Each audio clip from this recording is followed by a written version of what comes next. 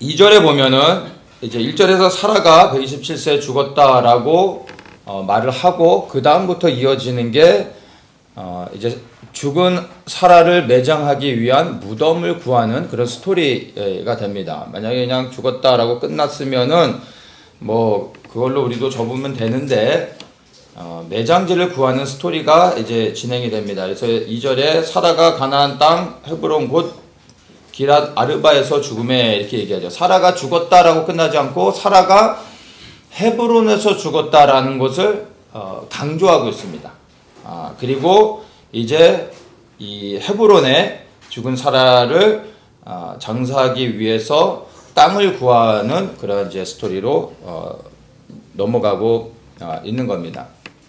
여기서 보면은 그래서 사라가 죽은 다음에 그를 매장하기 위해서 아브라함이 이제 그 땅의 그 주인인 헷족속에게 찾아가서 이제 4절에서 이렇게 말하죠. 나는 당신들 중에 나그네요 우고한 자니 청컨대 당신들 중에서 내게 매장지를 주어 소유를 삼아 나로 내 죽은 자를 내어 장사하게 하시오. 이렇게 이제 이 무덤을 이제 구하기 위해 헷족속에게 찾아가고 있습니다. 자, 그런데 여기서 우리가 잘 봐야 되는 것이 아브라함이 어떤 단어를 쓰고 있는지 주목해야 되는 것입니다. 단순히 죽은 사라를 장사할 무덤을 구하고 있는 것이 아니라 뭐라고 얘기하죠? 매장지를 찾는데 그 매장지를 나의 소유로 삼으려고 한다는 겁니다. 그리고 그 소유를 삼아 거기에 내 죽은 아내를 장사하겠다라고 얘기하면서 명확하게 아브라함이 지금 무엇을 원하고 있는지 헷족속 사람들에게 분명하게 얘기하고 있는 겁니다. 장사할 수 있는 무덤을 좀 주십시오가 아니라 내가 장사할 이 무덤을 나의 소유로 삼고 싶습니다. 이렇게 말하고 있는 거죠. 그래서 23장의 내용 가운데서 반복적으로 가장 많이 나오는 단어가 소유라는 단어입니다. 그렇다면은 여기서 얘기하는 것의 핵심이 바로 땅을 소유하는 것이 23장의 핵심이라고 알 수가 있는 거죠. 그래서 소유에 대한 것, 그리고 내가 산다, 나에게 팔아라, 나에게 주라, 이런 단어들이 반복해서 나오고 있는 겁니다. 그래서 아브라함이 무엇을 원하고 있는지 명확하게 우리가 이 단어를 통해서 알 수가 있는 것입니다. 사라의 죽음으로 시작을 했지만 사실 23장의 주 내용은 죽음이 아니라 죽음으로 시작되어져서 이제 어떻게 땅을 얻을 것인가, 땅을 얻게 되는가, 이런 이야기로 흘러갑니다. 그래서 23장은 죽음의 이야기가 아니라 땅을 소유하는 이야기라고 우리가 생각하면 될 것 같습니다. 그래서 아브라함은 정말로 단순히 사라가 묻힐 그 무덤을 찾았었던 것이 아니라 사라의 죽음을 통해 가나안 땅을 소유하려고 하고 있다는 것입니다. 이것은 아브라함의 의도이기도 하겠지만 또한 하나님의 의도라고도 생각할 수 있는 것입니다. 그래서 아브라함이 얘기하죠. 나는 가나안 땅의 나그네입니다. 이렇게 얘기합니다. 나그네는 땅을 소유하지 않는 것이죠. 그리고 아브라함은 직업 자체가 목자입니다. 목자들은 땅을 소유할 필요가 없습니다. 왜냐하면 한 곳에 머무르지 않고 계속해서 움직이기 때문에 땅을 소유하는 것에 대한 개념을 갖고 있지 않습니다. 그런데 느지막해 이제 온몸에 힘이 다 빠진 이런 노년에 갑자기 아브라함이 왜 그러면 땅을 소유로 삼아 자기 이 땅을 가지려고 할까요? 갑자기 뭐 당시에 부동산 바람이 들어서 땅에 대한 투자를 하고 싶어서 그랬을까요? 그거는 전혀 아니라는 것을 우리가 알죠. 아브라함이 사라의 죽음을 통해서 땅을 소유하려고 하는 데는 이유가 있습니다. 바로 약속의 땅의 일부이지만 그 약속의 땅의 그 일부분인 이 헤브론의 어느 부분을 소유로 삼아서 하나님이 자기 자신에게 언약했던 것들을 그 땅의 일부를 소유로 삼아 내가 그 땅을 돈을 주고 삼으로 인해서 그 하나님의 언약을 실제적으로 경험하고 싶었던 것입니다. 그리고 또한 이것은 아브라함의 마음이기도 하지만 어떻게 보면 하나님께서 원하셨던 것, 그래야 아브라함에게 그런 마음을 주셨던 것일 수도 있습니다. 그래서 사라가 죽고 이제 아브라함도 힘이 빠져 곧 죽게 될 텐데 아브라함이 죽기 전에 약속의 땅을 소유함으로 인하여 아브라함이 이 언약의 성취가 이루어지는 것을 부분적으로나마 조금 경험할 수 있도록 해주시는 하나님의 은혜가 아닌가라고 생각해 볼 수도 있는 것입니다. 그래서 이 아브라함이 땅을 소유하려고 하는 것은 인간적인 욕심이 전혀 아니다라는 것을 우리가 분명히 알아야 할 것입니다. 자, 이렇게 땅을 나에게 팔라, 그래서 내가 소유할 수 있는 내 이름으로 땅을 가질 수 있도록 해달라라고 요구할 때 해족속이 아브라함에게 6절에 이렇게 대답을 해줍니다. 내 주여 들으소서. 당신은 우리 중 하나님의 방백이시니 우리 묘실 중에서 좋은 것을 택하여 당신의 죽은 자를 장사하소서. 우리 중에서 자기 묘실에 당신의 죽은 자 장사함을 금할 자가 없으리이다. 이렇게 아브라함에게 대답을 합니다. 여러분, 이 대답을 통해서 여러분 어떤 것이 필급이 되십니까? 그래서 주겠다는 겁니까?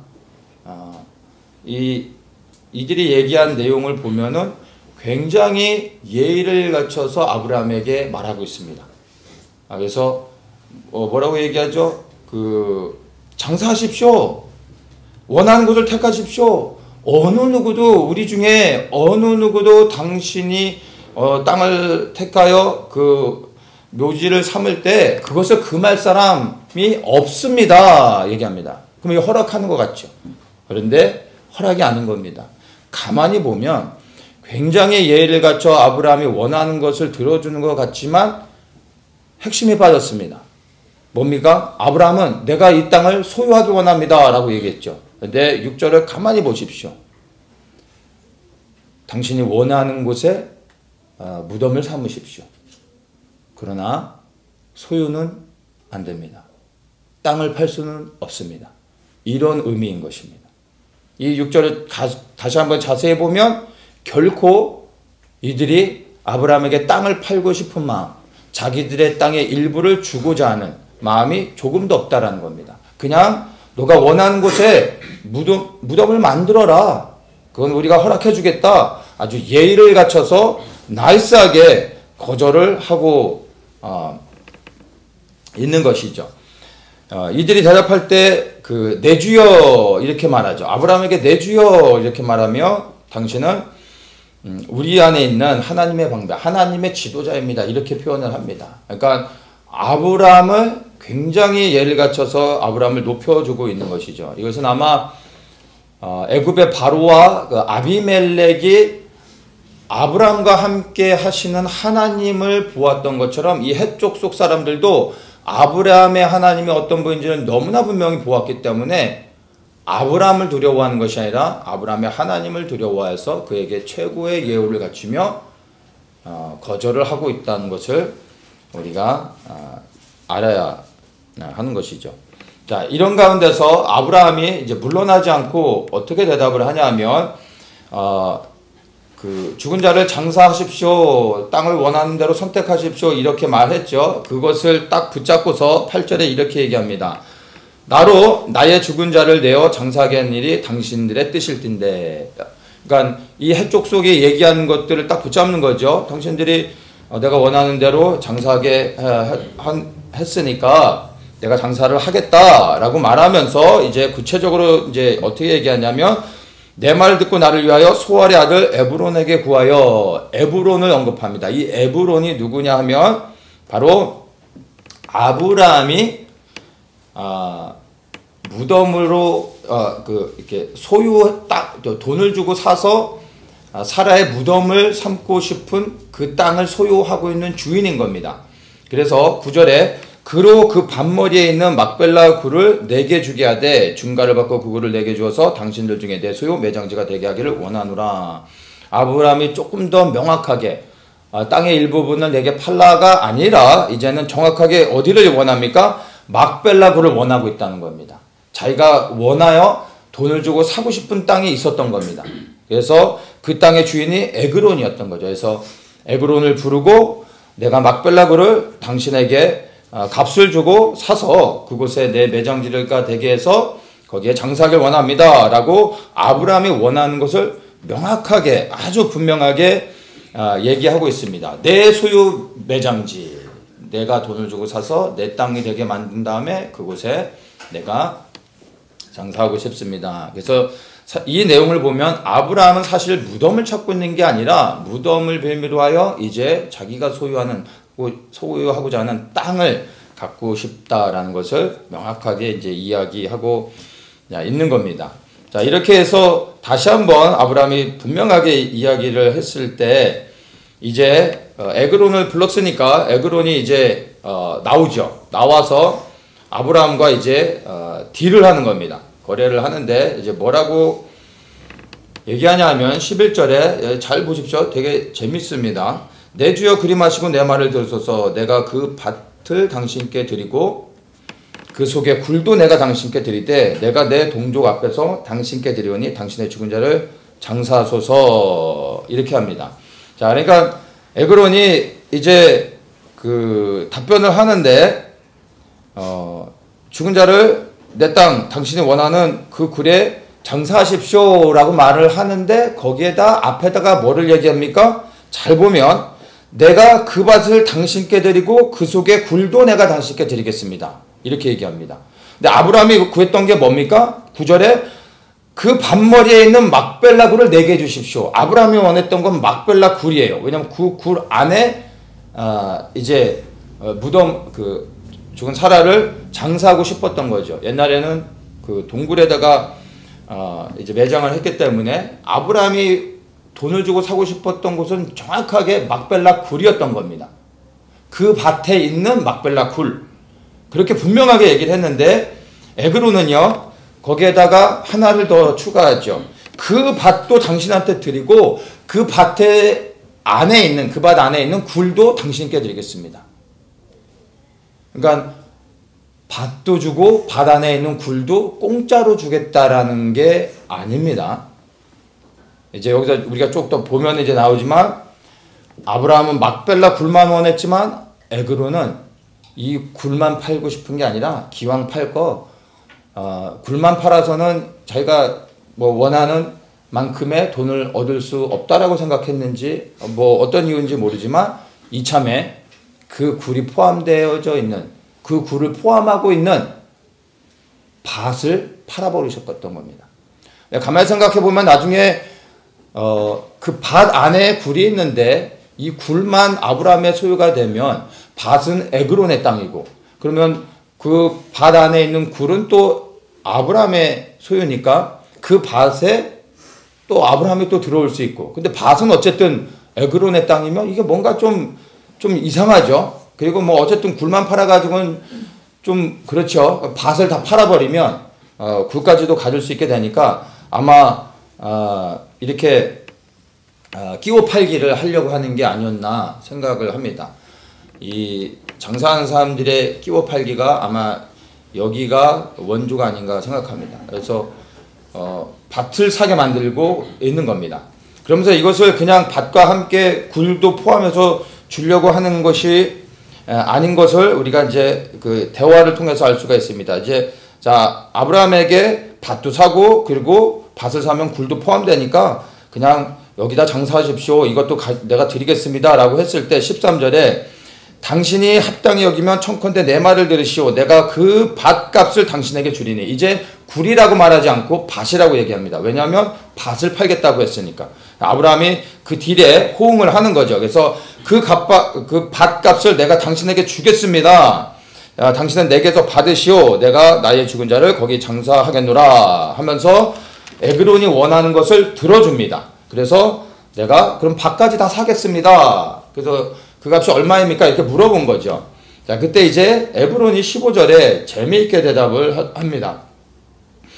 내 주여 내게 들으소서. 땅값은 은 400세겔이나 나와 당신 사이 어찌 교개하리까? 당신의 죽은 자를 장사하소서. 자, 이 말에 액면 그대로만 보면은 무슨 얘기입니까? 이게 땅값이 400세켈인데 내가 어떻게 당신한테 돈을 받습니까? 우리 사이에 이렇게 어떻게 돈 거래를 합니까? 그냥 가져가십시오. 근데 땅값이 400세켈입니다. 이게 내년엔 더 오를 수도 있습니다. 근데 내가 그냥 400세켈인데 어떻게 이걸 당신한테 받습니까? 그냥 드리겠습니다. 400세켈입니다. 계속 이걸 강조하는 겁니다. 이해되십니까? 안 받겠다는 게 아니라 400세켈의 땅을 그냥 주겠다는 게 아니라 말은 그렇게 하는 것 같지만 사실은 400세켈을 계속 강조하면서 달라고 요구하는 거나 마찬가지인 것이죠. 아브라함이 이것을 당연히 알고 16절에 보면은 400세켈을 에그론에게 주었다라고 이제 말을 합니다. 당시에 그 어떤 통용되어졌던 이런 이 세켈의 가치와 그 다음에 어떤 그 당시의 시세 이런 것들을 비교했을 때 학자들이 얘기하는 게 아브라함이 400세켈을 주고 막벨라 밭을 산 것은 엄청난 바가지였다라고 얘기를 합니다. 10분의 1도 안 되는 가격이었는데 10배 이상을 넘게 너무나 비싸게 준 것이다라고 학자들은 이야기를 합니다. 그러니까 이 비즈니스로 얘기하면 아브라함이 손해보는 장사를 한 거죠. 엄청난 바가지를 쓰고 샀고 에그론은 이걸로 대박을 친 겁니다. 자, 그런데 아브라함이 시세를 몰라서 손해를 보면서 이것을 산 것은 아닌 겁니다. 왜냐하면 아브라함이 이 땅을 그 돈을 주고 살려고 하는 데는 분명한 의도가 있었습니다. 왜 아브라함은 이 말도 안 되는 가격을 불렀음에도 불구하고 그것을 다 그대로 받아들이고 이 비싸게 400세켈이나 주면서 막벨라 밭을 샀을까요? 이것은 하나님의 언약에 대한 아브라함의 신뢰와 그리고 그 언약이 성취되어질 것에 대한 소망이 있었기 때문에 그 비싼 돈을 마다하지 않고 사게 됐던 것입니다. 이 아브라함에게 있어서 이 헤브론 땅은 아주 특별한 곳입니다. 하나님의 말씀에 따라서 아브라함이 이제 하란을 떠나서 가나안 땅에 처음 들어와서 거주했던 곳이 세겜입니다. 근데 세겜에서 기근을 만나 그가 애굽으로 내려가죠. 그리고 이제 우여곡절 끝에 다시 올라오는데 올라와서 거했던 곳이 베델이었습니다. 근데 베델에서 하나님의 은혜로 번영을 누리죠. 그래야 이제 조카 롯과 헤어질 수밖에 없게 됩니다. 롯은 어디로 갑니까? 소돔으로 가죠. 아브라함은 그곳에서 베델에 머무르지 않고 그 다음에 이주한 곳이 헤브론이었습니다. 헤브론에 거주하고 있을 때 창세기 15장, 17장에서 하나님이 그에게 찾아오셔서 약속의 땅에 들어와서 하나님이 그를 만나주시고 그리고 그곳에서 하나님께서 아브라함과 언약하십니다. 그 횃불의 언약이 창세기 15장에 나오는데 그 자리가 헤브론 땅이었습니다. 창세기 17장에 다시 찾아오셔서 하나님의 언약을 인쳐주셨던 그 자리가 헤브론 땅이었던 것입니다. 그래서 아브라함에게 있어서 헤브론 땅은요, 하나님의 언약이 있는 땅, 그리고 하나님의 언약이 성취되어지는 그러한 특별한 땅인 것입니다. 바로 하나님과 영원한 언약을 맺었던 특별한 땅이었기 때문에 그 땅을 소유하고자 하는 아브라함의 마음을 우리가 좀 알 수 있어야 하는 겁니다. 그래서 아브라함에게 헤브론 땅을 소유하는 것은 하나님의 영원한 언약을 소유하는 것과 같은 상징적인 영적인 의미가 있습니다. 그리하여 어떻게 보면 우리가 볼 때는 10배나 주고 이렇게 그 바가지를 써서 산 것 같지만 아브라함에게는 영적인 가치를 본다면 400세켈이 아니라 그 이상을 줘도 되는 겁니다. 아니 40세켈을 달라고 했으면 아브라함이 더 줬을 겁니다. 왜냐하면 아브라함에게는 40세켈의 가치가 아니라 400세켈 이상의 가치가 있는 땅이기 때문에 그 가치를 주기 원했던 것입니다. 왜냐하면 이 헤브론은 아브라함에게 그런 특별한 의미가 있기 때문인 것입니다. 하나님께서 아브라함에게 가나안 땅을 주시겠다고 약속하셨고 아브라함은 죽기 전에 가나안 땅의 일부를 우여곡절 끝에 사라의 죽음을 통하여 그 땅을 소유하게 되므로 언약이 실제가 되어지는 것을 경험하게 것입니다. 하나님께서 아브라함을 찾아와 만나주면서 너가 있는 이 가나안 땅을 내가 너의 후손들에게 주겠다라고 말씀하셨지 않습니까? 그러면 그것은 그 땅을 소유하게 하신다는 거 아닙니까? 아브라함은 일평생 나그네로 살았고 땅을 소유할 필요 없이 살았던 겁니다. 근데 이제 그 언약이 이제 성취되어 이제 하나님의 언약을 받은 아브라함에서 그 언약이 이제 이삭으로 흘러가야 될 때가 가까워 오고 있을 때 하나님께서 그것을 이 언약이 실제 성취되는 것을 먼저 경험하게 해 주셨던 것입니다. 왜냐하면 말씀드린 것처럼 하나님과 언약했던 당사자는 아브라함이지만 그 언약의 성취는 아브라함이 아니라 아브라함의 후손들을 통해서 이루어지는 겁니다. 그래서 아브라함의 이 언약은 이제 이삭으로 계보가 이어지게 되는 겁니다. 근데 이삭은 사실 하나님과 직접 언약했던 사람이 아니지 않습니까? 하나님과 아브라함 사이에는 상관이 없지만 이제 아브라함의 언약을 이어받는 이삭의 입장에서는 다를 수 있는 것입니다. 근데 아브라함이 땅을 소유하게 됐을 때 그 땅이 아브라함이 죽고 나면 누구의 땅으로 가게 되는 겁니까? 자연스럽게 이삭의 땅이 되는 거예요. 이삭의 소유가 되는 겁니다.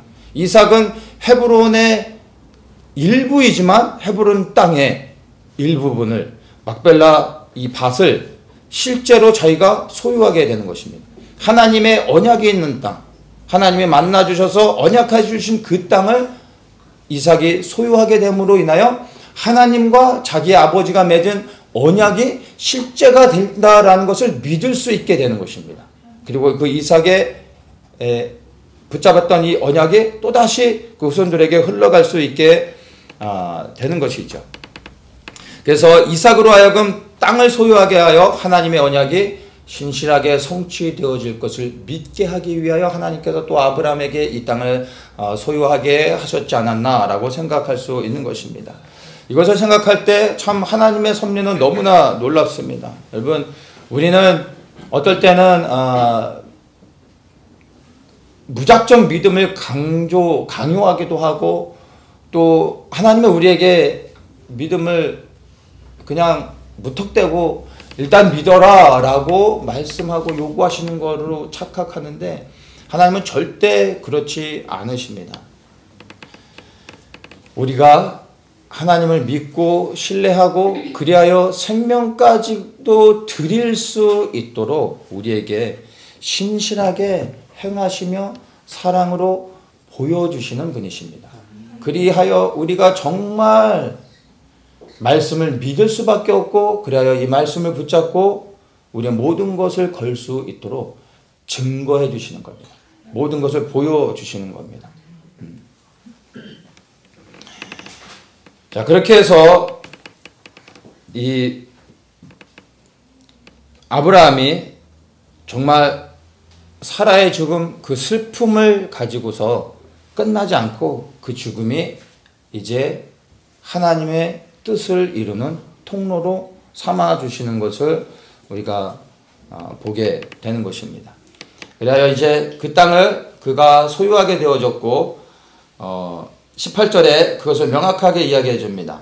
성문에 들어온 해족속 앞에서 이 모든 해족속이 다 듣는 곳에서 아브라함의 소유로 막벨라 굴을 돈을 받고 이제 아브라함의 소유로 넘겨주게 됩니다. 그러면서 이제 19절에 그 후에 아브라함이 그 아내 사라를 가나안 땅 마브레 앞 막벨라 밭굴에 장사하였더라.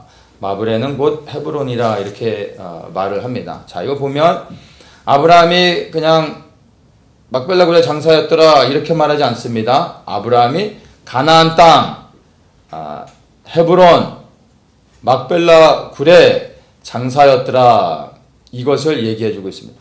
어디에 장사했는지를 다시 한번 명확하게 언급을 해주고 있는 것입니다. 막벨라 굴이 중요한 게 아니라 그 막벨라 굴이 어디에 있다고요? 헤브론에 있음을 강조하고 있는 겁니다. 그리고 20절에 이와 같이 그 밭과 그 속의 굴을 해쪽 속이 아브라함의 소유 매장지로 정하였더라. 마지막 20절의 끝을 무엇으로 얘기합니까? 아브라함이 헤브론 땅을 소유하게 됐다라는 것으로 끝나게 됩니다. 보면 19절과 20절에 이제 헤브론 땅에 장사됐고 그 땅이 아브라함의 소유가 되었다라고 얘기하면서 끝납니다. 그런데 1절과 2절을 보면 이게 연결이 됩니다. 23장은 사실 시작할 때 사라의 죽음으로 시작하죠. 그러면서 사라가 헤브론에서 죽었다라는 것을 강조하면서 이야기가 시작됩니다. 그런데 23장 이야기를 마칠 때는 어떻게 됩니까?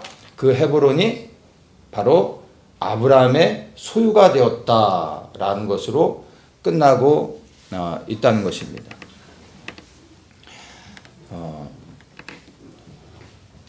사라가 죽고 막벨라 굴에 장사되어진 다음에 이제 아브라함도 이제 좀 지나서 죽게 되죠. 근데 아브라함도 사라의 곁에 막벨라 굴에 함께 장사됩니다.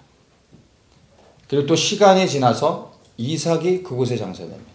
이삭과 리브가가 그 안에 같이 장사됩니다. 그리고 또 시간이 지나서 야곱과 레아가 이 막벨라 굴에 장사가 됩니다. 3대가 장사가 됩니다.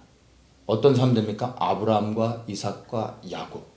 믿음의 족보가 이 막벨라 굴에 함께 장사돼서 이 헤브론에서 이 아브라함을 만나 주신 그 하나님의 땅, 약속의 성취가 있는 그 땅에 이 약속의 조상들이 함께 장사됩니다. 그리고 그곳이 아직도 막벨라 굴이 보존되어져 있고 이 6명의 무덤이 그대로 지금도 막벨라 굴에 있습니다. 작년에 우리가 그 막벨라 굴 갔었죠, 헤브론에. 그래서 우리가 그때 그 유대 지역은 문이 닫혀 있어서 팔레스타인 지역으로 해서 들어갔는데, 팔레스타인 지역에 들어갔을 때 그 아랍 무덤 안에 있는 게 이삭과 리브가의 무덤이었습니다. 유대인 지역으로 가면은 아브라함과 사라, 그 다음에 이삭과 리브가의 무덤이 유대인 그 지역에 있습니다. 여전히 6사람의 무덤이 이 아브라함의 소유, 영원한 소유가 되어서 언약의 이 조상들이 함께 묻혀져 있는 것입니다. 자, 그래서 이들은 죽어서 이 땅에 이제 사라져 버렸지만 이 막벨라 굴을 통하여 하나님의 언약이 지금까지도 정말로 신실하게 지켜지고 있다라는 것을 우리가 눈으로 확인할 수 있는 것입니다. 여러분, 이 땅을 살아가는 동안에 우리도 다 아브라함과 같이 나그네입니다. 그러나 아브라함이 나그네로 일평생을 살았지만 약속을 받은 자로서 그가 죽은 후에는 약속의 땅을 소유하게 되었다라는 것이 우리에게 큰 의미가 있고, 우리에게 또한 이 땅을 살아가면서 나그네의 삶을 살아가면서 우리에게 소망이 되어줄 수 있는 것입니다. 이것은 우리에게 분명한 영적인 메시지를 줍니다. 왜냐하면 우리도 아브라함과 같이 이 땅에서 나그네의 삶을 살아가고 있습니다. 그러나 하나님의 말씀에 순종해서 아브라함과 그리고 사라와 같이 언약을 따라서 충성스럽게 살아간다면 언젠가 우리 또한 약속의 땅을 소유할 수 있게 된다는 것을 이 아브라함의 삶을 통하여 우리는 보게 되는 것입니다. 이 시대에 여러분, 언약을 따라 살아가는 삶이란 무엇이겠습니까? 아브라함은 언약을 따라 살아갔습니다. 근데 이 아브라함의 언약이 우리 시대에 흘러들어와 우리가 붙잡고 살아갈 때, 아브라함이 일평생 언약을 따라 살아갔는데 이 시대에 우리가 붙잡아야 될 하나님의 언약, 아브라함이 붙잡았던 그 언약이 우리에게는 무엇이 되겠습니까?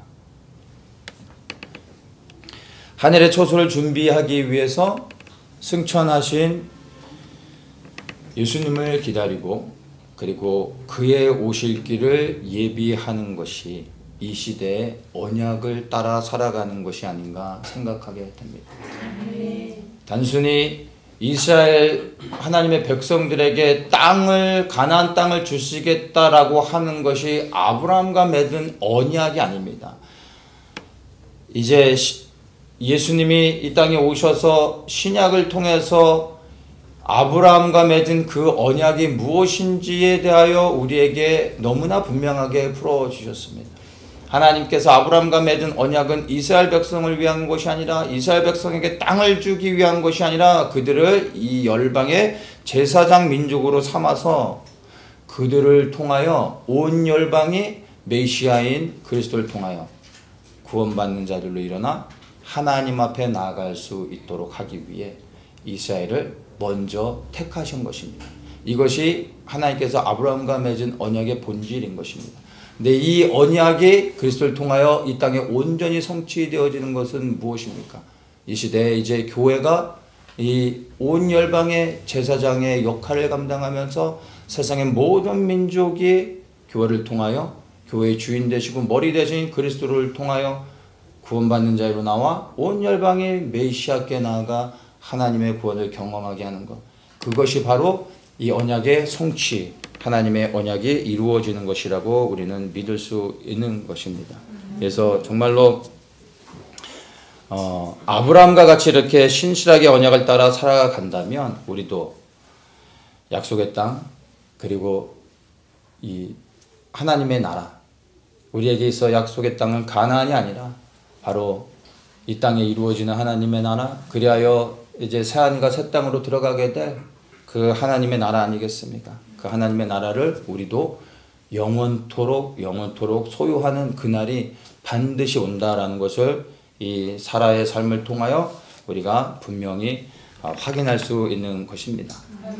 사라의 삶을 잠깐 평가한다면 우리가 그를 평가할 수 있는 자격이 돼서가 아니라 우리에게 유익함을 삼고 우리에게 적용하기 위해 사라의 삶을 잠깐 우리가 평가를 한다면 여러 가지 실수도 했지만 그에게 있어 가장 큰 실수는 하갈을 아브라함의 첩으로 줘서 이스마엘을 낳게 하는 것이 아주 가장 큰 결정적인 사라의 실수가 아니었나 생각합니다. 그런데 사실 그것 말고 또 이제 사라의 삶 속에 전체적인 다른 사건들을 보면은 사라는 사실 언약은 아브라함이 받았는데 사라가 그 하나님에게 받은 아브라함의 언약을 함께 믿음으로 취하여 순종하고 아브라함을 돕는 배필로서 함께 모든 여정을 했다는 겁니다. 그리하여 하란을 떠나 아브라함의 그 언약을 함께 붙잡고 나갔다는 겁니다. 이것만 해도 사실은 너무나 귀한 믿음이라고 말할 수 있습니다. 아브라함은 하나님부터 언약을 받아서 그는 이제 떠나야 되는데 사라가 나는 못 간다고 하고 그냥 주저앉아 버리면은 어떻게 되겠습니까? 근데 자신이 받은 언약도 아닌데 아브라함의 언약을 자신의 것으로 취하고 돕는 배필로서 떠났다라는 겁니다. 여러분, 이 고대 시대의 집을 떠나 알 수 없는 땅으로 간다는 건요, 오늘날 우리 이사하는 개념하고는 전혀 다른 겁니다. 목숨을 걸고 가야 되는 겁니다. 모든 걸 버리고 떠나는 것입니다. 여성들에게 있어서는 결코 쉬운 게 아닙니다. 그런데 사라는 아브라함의 가장 큰 지지자로서 아브라함을 그렇게 도왔다는 겁니다. 그것뿐만입니까? 아브라함이 그를 누이라 속일 때 그리하여 아브라함이 보는 앞에서 자신이 팔려가는 거나 마찬가지 아니었습니까? 그런 상황에서도 아브라함을 절대 원망하지 않았고 그 사실에 대해 침묵하고 있었다는 겁니다.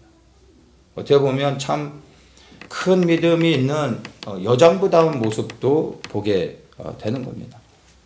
그리고 이 아브라함의 인생이 결코 쉽지 않은 파란만장한 삶을 살았다는 걸 우리는 압니다. 그러면 그 삶에 항상 같이 있었던 사라 또한 결코 쉬운 삶을 살지 않았습니다. 그러나 그의 삶의 그 모든 여정을, 그의 인생이 끝마쳤을 때 우리가 사라의 삶을 종합적으로 평가해 본다면은 참 귀한 믿음의 사람이 아니었나 생각하게 됩니다. 만약에 사라가 없었다면 아브라함이 가나안 땅에 들어와 하나님의 언약을 붙잡고 일평생 살아가다가 이제 마지막 그 노년의 삶 가운데 약속의 땅의 일부인 그 헤브론 땅을 과연 그가 소유할 수 있었을까? 사라 없이 그것이 가능했을까 생각해 보게 되는 것입니다. 부족함은 있었습니다. 실수도 했었습니다. 그러나 사라는 아브라함의 돕는 배필로서 정말로 그의 역할을 충분하게 감당했다라는 것을 우리가 보게 되는 것입니다. 여러분, 우리의 믿음의 여정도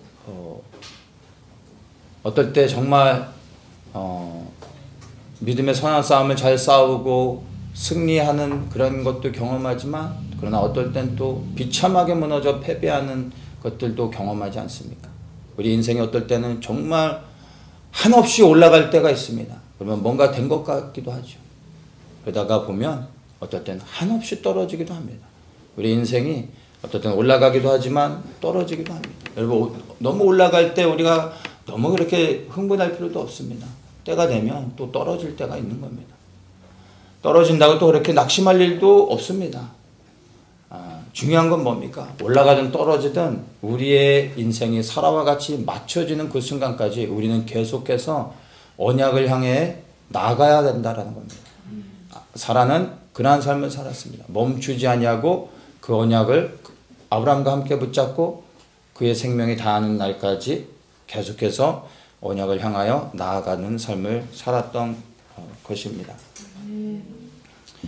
언약을 소유할 때까지, 언약이 실제가 될 때까지 우리도 멈춰서는 안 됩니다. 계속 나아가야 되는 것입니다. 왜냐하면 우리의 믿음의 여정이 아직 끝나지 않았기에 주님이 끝이라 말씀하시는 그날까지 우리는 계속 나가야 되는데, 혹 우리의 상황 가운데 좌절됨이나 낙심됨이나 더 이상 갈 수 없을 것처럼 보인다 할지라도 여러분, 지나고 나면 다 통과하는 것을 우리가 경험하게 되는 겁니다. 우리가 계속 주님께 시선을 고정시키며 계속 나가야 된다는 것을 기억하십시오. 언젠가 사라와 같이 죽었지만 그러나 그 죽음을 통하여 하나님의 언약이 성취되는 것을 지금은 저 하늘에서 보고 있지 않겠습니까? 우리도 그런 날이 오게 될 것을 믿음으로 소망합니다. 말씀을 마칩니다. 아브라함과 함께 하나님의 언약을 붙잡고 가나안 땅에 들어와 살았던 사라는 비록 파란만장한 삶을 살았지만, 그러나 그 노년의 삶을 보면 하나님의 은혜 가운데서 장수하며 127세까지 살며 평안히 거하다가 죽음을 맞이하게 되었습니다. 이 세상에 살아가는 동안 죽음이라는 것이 우리를 두렵게도 하지만, 사실 가만히 보면 우리가 그리스도를 소망하며 영원한 생명에 대한 그 소망을 정말로 붙잡고 있다면, 여러분, 이 세상을 살아가는 동안 언젠가는 죽는다는 것이 사실은 우리에게 얼마나 큰 소망인지 모릅니다. 이 세상에서 우리가 끝도 없이 영원토록 산다고 생각해 보십시오. 여러분, 좋으시겠습니까? 지금 여러분의 삶이 얼마나 행복한지는 모르겠지만, 제 삶이 우울해서 하는 얘기가 아닙니다. 이 땅에서의 삶이 우리를 그렇게 만족시켜준다 할지라도 여러분, 이 땅에서 영원히 사는 게 어떻게 우리에게 소망이 될 수 있습니까? 끔찍한 것이죠. 다만 제가 빨리 죽고 싶다는 얘기는 아닙니다. 이 땅은 여러분 영원하지 않습니다. 이 땅에 존재하는 모든 것들, 우리를 포함하여 이 세상의 모든 것들은 때가 있습니다. 다 사라질 것입니다. 영원하지 않습니다. 여러분, 우리의 소망은 이 땅이 아니지 않습니까? 우리 또한 이 땅에 나그네로 살아가고 있다는 것을 기억해야 되는 겁니다. 이 땅에 대한 소망을 가져서는 안 됩니다. 우리가 돌아가야 될 본향, 아브라함이 나그네로 살아가면서 그가 바라봤던 하나님의 언약, 단순히 눈에 보여지는 그 땅이 아니었던 것이죠. 그와 같이 우리도 동일하게 이 땅에서 살아가며 하나님이 주시는 은혜를 누리고 있다 할지라도 결코 그것이 우리로 하여금 땅을 바라보게 하시는 것이 아니라는 것을 분명히 알고, 우리는 우리가 돌아가야 될 본향, 그 하나님의 나라, 아브라함에게 주셨던 그 하나님의 그 언약, 하나님의 나라지 않습니까? 이 땅에 이루어지게 될 하나님의 나라를 믿음의 눈으로 우리도 함께 바라보며 우리의 본향, 그 하나님의 나라에 대한 소망을 가지고 우리의 시선을 저 하늘에 두어야 할 것입니다. 아브라함을 돕는 배필로서 헌신하여 살았던 그 사라와 같이 우리도 이 땅에서 그리스도를 돕는 배필로서 끝까지 충성스럽게 살아가기를 정말 우리가 소망하기 원합니다.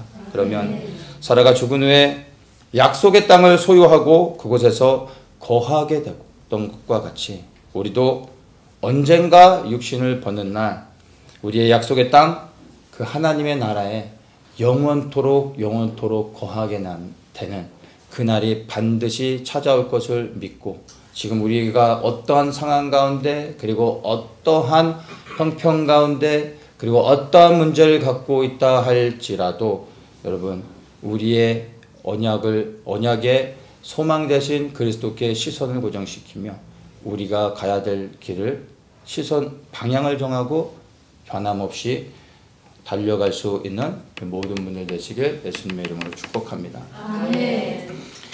참 좋으신 주님 감사와 찬송 올려드립니다.